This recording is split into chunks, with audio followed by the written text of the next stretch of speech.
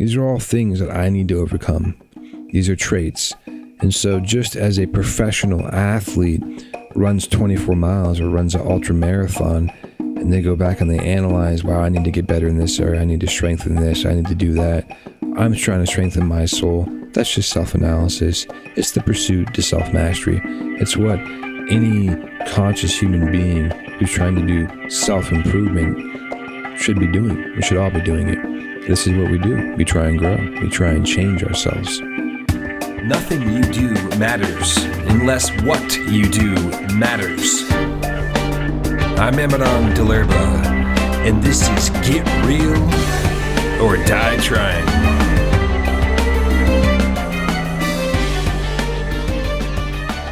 How we doing? Welcome to episode 26 of my podcast. You know, today is actually kind of a special day. It marks the 6-month anniversary of starting this podcast. For the last 6 months, I've been able to release a podcast a week in much thanks and gratitude to a dedicated team of people who helped me do this. I'd like to give a shout out to my cameraman and editor, Kayleen Fitzpatrick, to a producer and associate and helper with all things, Kazarian Gianangelo, my fellow Italian. And so, we're doing good here. And of course, thank you to Global Change Media and the organization that allows me to do this, and to my spiritual teachers who allow me to do this, Gabriel Rancha, Neon Emerson Chase. It's just been a wonderful learning opportunity for myself and for all of us involved. And it's actually been a dream of mine for a long time to have a show. And I wanted to spend some time during this episode talking about that a little bit because, while we were digging through the archives, we came across an old video, a pilot video of a concept that for this show that I shot actually 5 years ago in 2015, 5 years old. I'm going to play that for you today, and it's a video, and if you're listening to the podcast, you'll hear the audio, and talk about it a little bit. You know, I think I've had the idea of Get Real or Die Trying, that concept, as a name of a show for about 8 years. Originally, I wanted to do a talk show, a TV show, have guests on, kind of like how Bill Maher had his HBO show, Real Time with Bill Maher. I was envisioning having a TV show series called Get Real or Die Trying that really featured a lot of great people in conversation and spiritual, social, political, but mostly around spiritual growth and, having conversations about what's going on in the world and so forth. And that this show, this podcast, will probably evolve into that someday too. But really the concept that I want to touch on today after we watch this is having patience and also persistence. Patience and persistence to see things through, to see your dreams through. But the patience part comes because when you operate in the spiritual realms, you'll start to see that it's not about your self-will and pushing things through based upon your own desire and force. It's about the Creator's timing. It's about the correct timing when things are aligned to happen. Some people say the universe, some people say whatever. They don't want to acknowledge the personality creator, but there is an intelligent universe, and it is created by an intelligent personality creator. And the Creator's timing for things that happen in our lives and our destiny, purpose, and our fulfillment is not always our timing. This is something that my father and spiritual teacher, Gabriel Rancha, has talked about endless times in his spiritual talks and teachings that he gives weekly for many, many years. It really is the great struggle of any activated, woke, spiritual person to really match their self-will with the Creator's will. It's a struggle. So let's dive into checking out this video. Once again, this is a pilot little episode, it's short, it's like 3 minutes long, that I shot 5 years ago for my Get Real or Die Trying then concept for a little TV show I wanted to do. Let's dive in. How you doing? My name is Amadon DellErba. This is the test pilot edition of a new upcoming show I want to be doing called Get Real or Die Trying. Today I want to talk about righteousness versus self-righteousness. What does it mean to be righteous? What does it mean to be self-righteous? In my personal opinion, I strive to have moral, spiritual, social righteousness, which means I try and uphold standards, and I expect people in my presence and in my life to uphold those standards as well. What does it mean to be righteously angry, righteously indignant at the injustice that happens in the world? Well, if you're complacent and you're lazy in your mind, you don't care that people are being treated unjustly. So I try and be righteous. Self-righteous is something altogether different. Self-righteous is when people try to be righteous, but they are not secure enough, they are not committed enough, they are not disciplined enough to actually be truly righteous. So they're more prideful and they're self-righteous. You see this a lot in a lot of acts of life. People choose to adopt a certain lifestyle of spirituality or a diet, even vegans, and all of a sudden they're better than you. It's bullshit. Vegans, oh, you're eating a burger. Oh, it's okay. I understand. Once you get to a higher level of consciousness that I have achieved, you will realize that you're really making a wrong choice. And that's bullshit. If you want to actually treat someone with respect and maybe train them to make higher choices, lead by example. When you do that, the person who's eating the burger just wants to be like, F off. You know what I'm saying? Get real. So I want to talk about spiritual righteousness too. Just because I choose to live a certain way in my life, I try and be spiritual, which basically to me, what being spiritual is being a nice person, being a loving person, not being an asshole. Let's make it that simple. Let's just try and not be assholes every day. That's what being spiritual is. Not, I do yoga, and I read the Yogananda Sananda Handa Handa, and my new spiritual name is Flying Lotus, and all of a sudden I'm better than you because I do this, and I do yoga, and I do that, and I meditate. Please, get real, cut the bullshit. Be a nice person. That's being spiritual. I'll see you next time. That's some good stuff there. Let's break that down a little bit. That's pretty fun. So I'm talking about self-righteousness, which I think is a huge subject. And of course, I'm not saying that I'm at all void of self-righteousness. I think I talk about it because I think anybody who attempts to live by spiritual standards, moral standards, a set of virtues, religious standards, whatever they choose to do, is subject to have self-righteousness at times. Anybody. We all do it. It's becoming aware of it and catching it. And self-righteousness isn't also just associated to spirituality and religion, although that is a very prevalent area that we see it in. I kind of joked about the vegans and people who become woke in their dietary life and their health and fitness and awareness of their body, which is a wonderful thing to be aware of that and what you consume and how you treat your body and how you exercise. But there can also be a very real self-righteousness around that. How you doing? My name is Amadon DellErba. This is the test pilot edition. Name hasn't changed in 5 years. I'm going to be doing called Get Real or Die It could have Trying. became like Flying Lotus. Today I want to talk about righteousness versus self-righteousness. What does it mean to be righteous? What does it mean to be self-righteous? I think it's interesting because I didn't actually touch on righteousness as much. I talked about self-righteousness, which is easy to joke about and talk about and identify when we ourselves or people around us are being self-righteousness. But the act of being righteous is an interesting thing to think about. And I think as human beings, we can tend to not have the courage and the strength to be righteous in moments that we need to be. To me, being righteous is having honor and integrity and the courage to voice that and to take a stand. Righteousness is taking a stand for something, for what you believe in, for your convictions, for what you feel is right and wrong.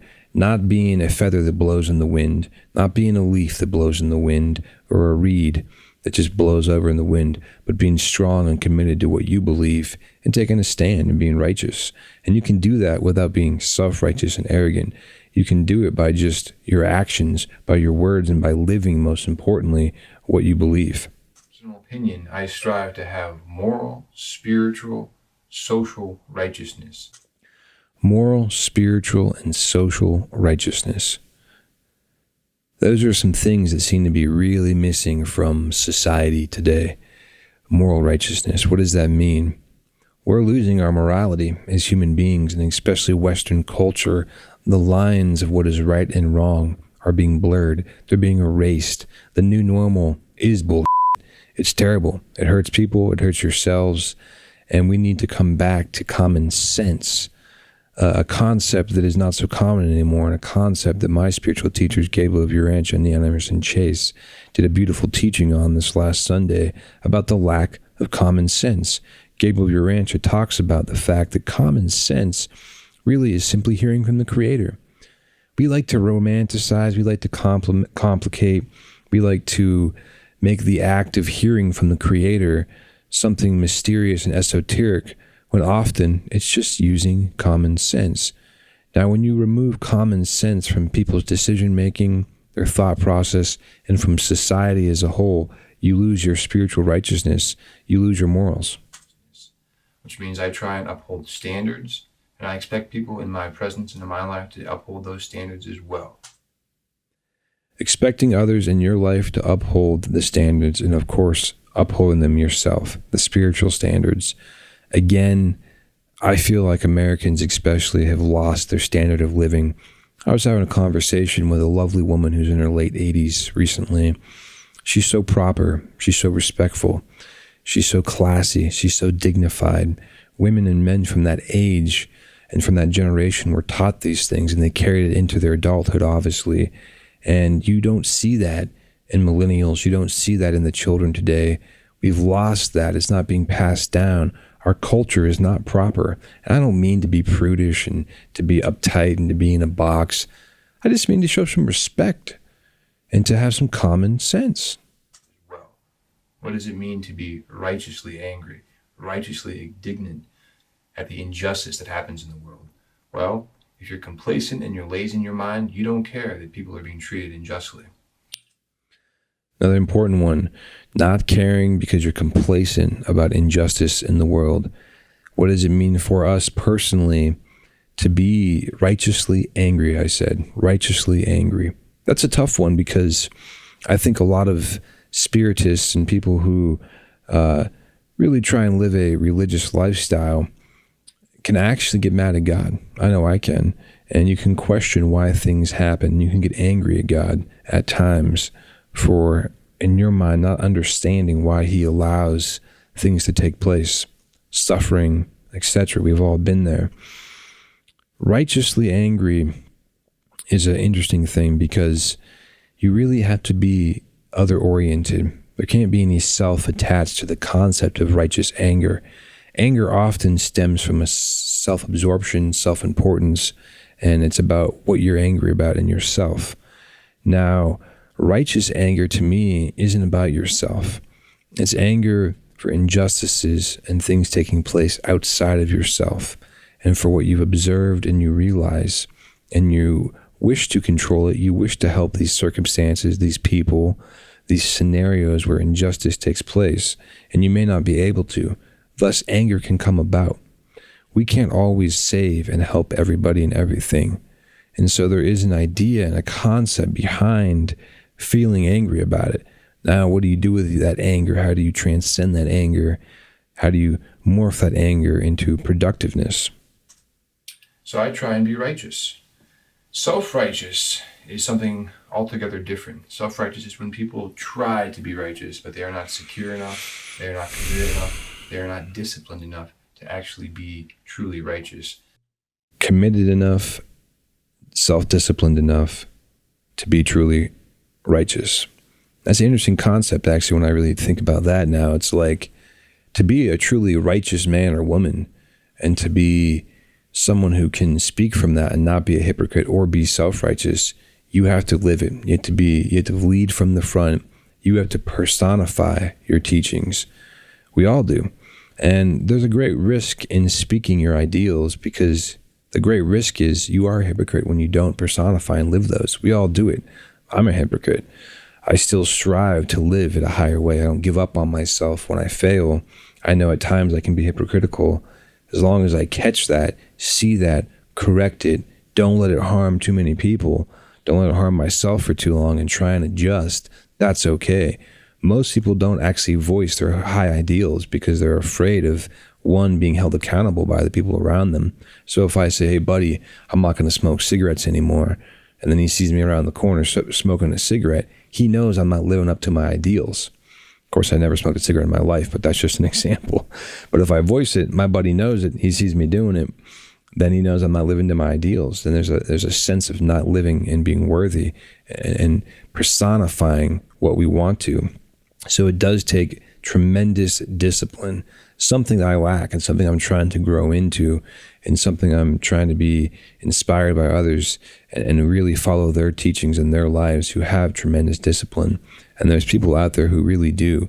Sometimes that discipline is used in different ways and not necessarily just for spiritual ascension. It's used for, like a lot of professional athletes, and I talked about this in one of my episodes about boxing, have tremendous discipline, and I respect that because I don't have that same level of discipline. Yeah, are they being driven by making money and all that? Probably. But at the end of the day, it would be self-righteous of me to think that I have more discipline than them when I don't. I'm not training 8 hours a day. I'm not cutting things out of my life so that I can be the best athlete. They are. So they have more discipline than me in a lot of ways. And it's okay to recognize that, be inspired by that, and see how you can implement it into your own life. Righteous. So they're more prideful and they're self-righteous. You see this a lot in a lot of acts of life.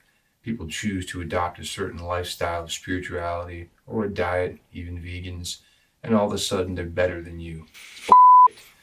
Vegans, oh, you're eating a burger. Oh, that's okay. I understand. Once you get to a higher level of consciousness that I have achieved, you will realize that you're really making a wrong choice. And that's bullshit. If you want to actually treat someone with respect and maybe train them to make higher choices, lead by example. That's a good one. That's going to piss off a lot of my friends. Hey, look, it's a complex subject. There's the environmental aspect of eating meat. I don't want this episode to be about veganism, but the simple fact is there is an environmental impact to eating mass-produced meat that is very, very real. It takes like 1,200 gallons of water to produce like a pound of beef, and all of these things are very, very true. And for all practical purposes, the way that meat is produced on this planet, we should pretty much all be vegans. Now, that being said, I find that it's one of the areas where people can be the most self-righteous. And it's an interesting thing because being passionate about what you believe and what you feel and how you want to change the world and being self-righteous are two very different things. I grew up eating meat that I raised myself, killed myself, cooked myself in a community on a farm essentially. And so that my relationship around harvesting meat was very different and organic and natural compared to most of the world who is going to the store and buying meat from a plant that was brought in from wherever, and these animals were treated inhumanely and raised inhumanely and all of that. And so I have a different perspective on the consciousness around consuming meat. Now, do I think that the highest thing probably for the planet and is for us all to not consume meat? Yes, I do think that. Do I think that we are at a place as a humanity to get there? No. Do I have the wisdom to realize that forcing my opinion about that onto other people is going to, get us nowhere? Yes, I do have the wisdom to realize that this is not something you can force upon people, and it doesn't change their spiritual status per se. Is their level of consciousness around the subject of their diet and eating meat and being a vegan and all that different than yours? Yes. Consciousness levels is a very complex subject. Do they get treated with disrespect because they have a different outlook on how they consume food in their body than you? No. It's pretty simple. And a lot of people think they're better than somebody else because they've arrived at a place of what they think is a higher consciousness than the person down the street who's eating a Big Mac. And the fact of the matter is they have arrived at it, but they lose all the respect when they dwell in that. They lose respect from the people when they force it upon them, and it's not being real. Because look, let's be real. And frankly, a lot of these most self-righteous vegans I've ever seen, they're probably the ones behind their car in the middle of the night chomping down burgers, to be honest with you. When you do that, the person who's eating the burger just wants to be like, There you go. off. You know what I'm saying? Yep. Get real. So I want to talk about spiritual righteousness. I can talk about it because I've dealt with these people many, many times.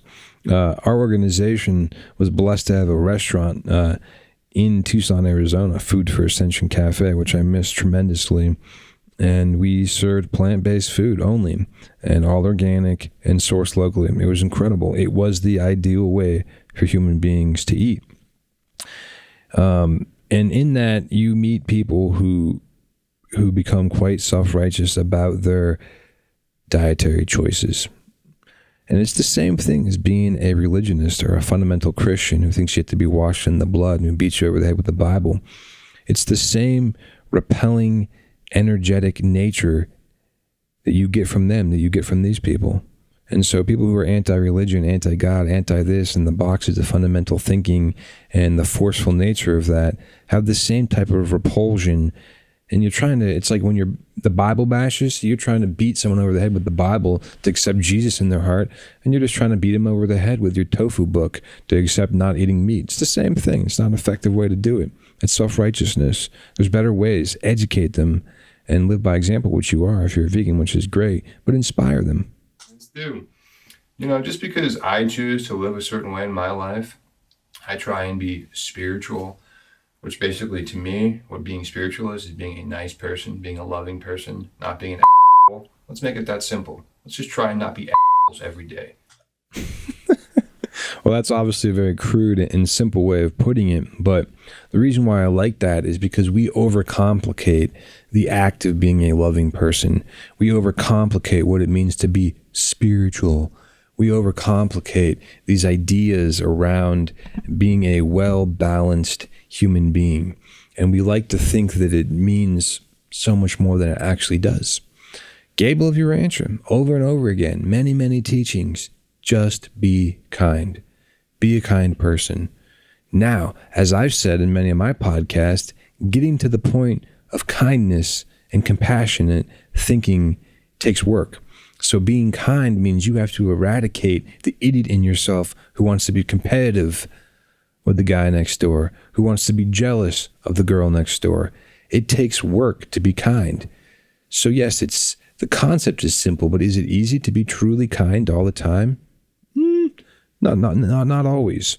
And so I think it's important for we as individuals to recognize that, because yes, the concept of running a marathon, you can, I have to run 24 miles, I can train, it's doable, and you do it. But you don't just not recognize the obstacles and the training and what's needed and the work and the sodium pills to keep your salt levels up and all these things that you have to take into account so that your body doesn't crash 20 miles in.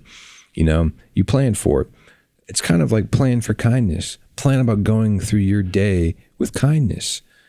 Keep yourself in check. Have self-mastery. Have self-discipline. When somebody pisses you off, contain yourself. Every single person is going to want to react in a different way, usually a lower way. If somebody says they don't, they're full of shit. They're self-righteous. Truly spiritual people exercise self-mastery over their lower selves to the point where then they are always in control. It's not that they don't feel these things. It's not that they don't want to smack this person in the face for being a buffoon. Some might want to smack someone more than others. But it's more that they control it. And they transcended those urges through a lot of hard work. So kindness takes work. The whole concept of the spiritual master, the guru, the Buddha, they're loving and they're smiling and they're kind. They got to that point through tremendous work and self-mastery. Don't forget that. That's what being spiritual is. Not, I do yoga, and I read the Yogananda Sananda Handa Handa, and my new spiritual name is Flying Lotus, and all of a sudden I'm better than you because I do this, and I do yoga, and I do that, and I meditate. Please, get real. Okay, of course I'm being sarcastic there. Hey, look, I'm all for getting a spiritual name. So not, what I'm getting at there and joking about that is, again, people making their practices their spirituality. Doing yoga doesn't make you more spiritual than the person outside who's not doing yoga. What you eat, what you read does not. None of these things make, reading the Urantia book, reading the Bible, studying the Quran, reading some Indian guru, sitting for hours meditating and burning the sage and whatever it is that we all can do to think that we're separating ourselves, and because we somehow have a ritual or a practice, does not make us more kind and more loving and more spiritual than the person next door. It doesn't. It makes you different, maybe. It makes you slightly more intentional, perhaps, but does it make you kinder? If you're meditating for hours a day and you're not more kind, you're not meditating right. And I think a lot of people don't meditate right, because when you meditate, you should be meditating on how to become a better person, how to be more kind. And I know this because I don't meditate enough, because when I do, it's actually quite terrifying, because there's a large list of things that I need to overcome. And so my meditation isn't some blissful thing where I'm floating on some crystal lake somewhere, basking in the sage burning loveliness of life. No, my meditation is hearing very clearly and seeing on the wall the sticky notes of all of my bullshit and lower patterns that I need to overcome. That's my meditation. And it's a good thing, because it takes time to clear the mind, clear the bookshelves of our minds where it's just full of junk, clear it out, put things in their proper place, and then attack these problems, change them, work on them. Be real, cut the be a nice person. That's being spiritual. I'll see you next time. That's it right there. Being a nice person is what really being spiritual is. You know, I love this concept, and I can't take credit for this because it's my father. It's what he's taught his whole life, and he's never been a self-righteous person. 24 years old, when he had a spiritual experience and he gave his heart to the Creator, he then really pursued his spirituality through service, through service to others. And in that time, it was in most of his life, it was to the homeless and to the people of the street people, the people who had nothing. You know, he wasn't preaching to the choir. He was going to the poor in spirit and feeding them. He was going to the hungry and feeding them. That's service to others. It's easy to talk to the choir about things they already know, but teaching and ministering and helping and serving people who don't know and giving them new information, new insight, giving them inspiration, that's true ministry. That's true work. That's true inspiration. And that's what we need to do. And when you do that, though, that's the trick. You can't come off as like you're better than them, because you're not better than them. Maybe you've learned a few more things. Maybe you're different from them. Maybe you're at a different place in your ascension path, but you're not better. You're not better because you've accepted something in your life that's helped you grow, which is great. So there's a balance of accepting, oh, wow, I've made these right choices. I've accepted this and this. I don't do this anymore. I don't do that anymore. I've committed to this ritual. I've committed to this practice. Therefore, I've seen personally these incredible changes take place in my life. And so, wow, I am a better person because of it. That's great. That's a personal experience. You are a better person because of those choices you made, if you've experienced that. But you can't go to someone and say you're better than them because you've made those choices for yourself. That's the mistake of a lot of religionists today, a lot of people who are on the path of trying to convert others into what they believe, what they think. And it's not just religion. It's the path of keto. It's the path of veganism. It's the path of running 10 miles a day. It's whatever path that you think has made you better and that makes you better than someone else because you've committed to it, and that they should do it too because it'll make them better. That doesn't inspire someone. Again, being a nice person, being loving, being kind, and being truly concerned and other-oriented is the ticket. These are things I'm learning and trying to put into practice every day. I fail. I make the mistakes. I'm not here talking because I think I know, because I live it to perfection. I can only talk about it because I'm trying and I strive for it. And my spiritual elders, my teachers, have set the parameters. They've set the standards. They've set the goals, and I'm trying to strive for them. Let's talk a little bit about the Creator's timing. Again, I started this podcast today about, showing a clip that was 5 years old, and we just went through that clip, and my desire, I've always had a desire to share my thoughts with people, be a public personality, be an actor, be a writer, be a musician, be these things to share with the world. Does everybody have that desire in their heart? I don't know. I don't think so. Some people don't. Some people do. But many, many people do. And if you're one of those people, I encourage you to pursue that. And oftentimes we're not ready as soon as we think we are. I think for me personally, 5 years ago when I made this, I thought I was ready, but I wasn't ready. I thought I was. It took 5 years to get ready. That's the timing. And I still may not be fully ready, but I'm trying. And why wasn't I ready? Well, I had a lot to learn. I had a lot of ego, and I still do. I'm still overcoming it.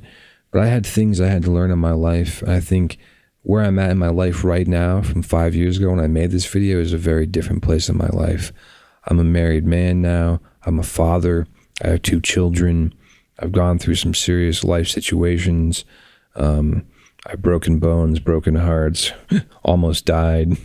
There's been some serious situations that have taken place in the last 5 years of my life that have shaped me, that have shifted my consciousness, and that have helped me to grow. And I've changed some things about myself, but I have a long way to go. And why am I saying all this? Well, because you may be listening to this, you may be watching this, you may have a dream and aspiration, you may think you're not good enough or that you're not there yet. And it's not about being good enough. It's just about being ready. Our souls all have things that we have to overcome, things that we have to learn. And we are going to learn those things in time. And it takes time. And it takes spiritual elders. That's really one of the most important things. And for me, I'm blessed in my life that my parents, Gabo Urantia and Neon Emerson Chase, they're my elders. They're not just my parents. They're my spiritual teachers and elders. I'm blessed to be taught by them every day in formal settings like Sunday teaching in different situations, but also informally in every message and every email and every text and every passed by moment when I pass them by. I'm being taught. I'm being crafted. I'm being shaped. I'm being taught things. I'm blessed because of that. So blessed. There's millions of people in the world who don't have that. They don't have mentors. They don't have teachers. They don't even have loving parents. It's a terrible thing. It's a sad thing. And so patience for me is a virtue that I am really striving for and need to grow in. I'm not a patient person. You can ask my wife. You can ask my parents. You can ask my family. You can ask my friends, my associates, people who work with me. I'm not patient. Patience can lead to intolerance, and intolerance can lead to self-righteousness, actually. And impatience can lead to self-pity as well. I can have self-pity. These are all things that I need to overcome. These are traits. And so just as a professional athlete runs 24 miles or runs an ultra marathon, and they go back and they analyze, wow, I need to get better in this area. I need to strengthen this. I need to do that. I'm trying to strengthen my soul. That's just self-analysis. It's the pursuit to self-mastery. It's what any conscious human being who's trying to do self-improvement should be doing. We should all be doing it. This is what we do. We try and grow. We try and change ourselves. So that's the path, my friends. Patience is what I'm trying to work on. And I'm glad this podcast finally came to fruition. It really took some time, and it took me to humble myself and grow in some areas spiritually and for things to align. And in your life, if you want something to happen, you have to make it happen by spiritual growth. It's karma. And these principles are not easily taught in a 20-minute podcast. I'm just planting the seeds for you to maybe look into it yourself and to these principles of karma, timing, growth. What goes around comes around, when the people say the universe aligns, but it's really God. God's aligning things to happen in your life. If you don't believe in God, then nothing I'm saying matters to you. Or you can take what I'm saying and apply it to whatever you believe in. But it is God, it is the creator, and it's a bigger subject than I can cover it all in this podcast. But I talk about it in some way in almost every podcast. The idea of the creator's really active presence in our lives and making things happen. So that's the faith, my friends, that we got to have. That's the strength that we got to have. And it does take perseverance as well. And commitment, not losing the dream, staying strong, staying true, staying steady.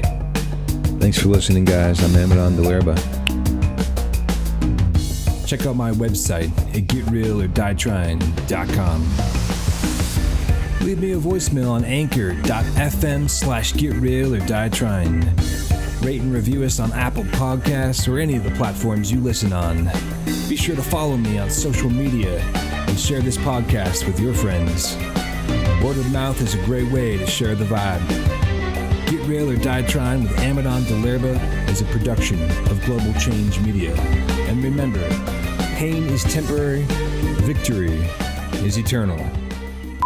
Wow, I used to be so good looking. What happened to me? Definitely put on some weight. Highlighting Entourage Shelf Design, he could be a sponsor of this episode. You know what would be nice? A glass of blended orange juice and ice with a tinge of milk in it. There you go. Like a candle burning. Just at that time. But you know, I look a little too scared to turn it so it's like the angle. You ever see my biceps through the shirt? Yeah, a little more. Okay. You rolling? Oh, wait. Turn off your phones.